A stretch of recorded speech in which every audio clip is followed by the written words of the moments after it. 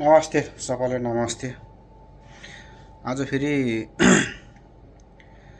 सानो कुरा भन्नु थियो म आफ्नै भिडियोमा है त। आजभोलि के भन्छ अरे मान्छेले कोदोको ढेँडो र मकै ढेँडो खान खोज्दैन के।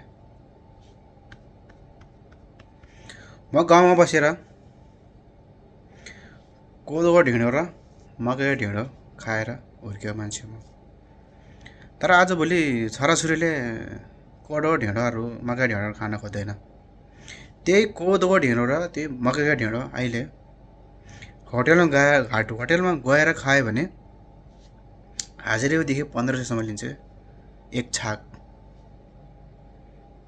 अहिले छोराछोरी भनेको अहिलेको बच्चाहरू भनेको ठुलो पढिन्छ। मैले यहाँ दुबईमा आएर पनि ढेँडोबाट ओर्लेर खान्छ क्या।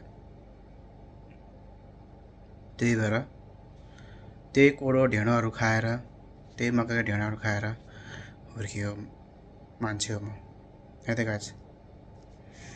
त्यही अहिले ढेँडोको भात र त्यही कोदोको ढेँडो हाजिरीदेखि 1500सम्म लिन्छ होटेलमा खायो भने।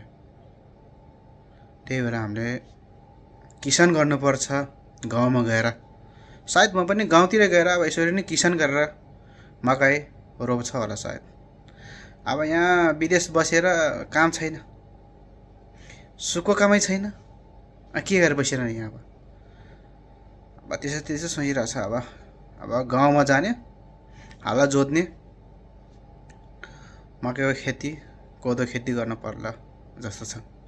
गाइस तपाईँहरूले पनि यो भिडियो हेरेर चाहिँ सबैको सामुन्ने पुऱ्याइदिनु होला, किनकि म ढेँडे गाउँमा जन्मिएको छोरा हो क्या। त्यही भएर ढेँडे खाएर हुर्कियो मान्छे म भनेर म सबैलाई तपाईँहरूलाई अनुरोध गर्दछु है त।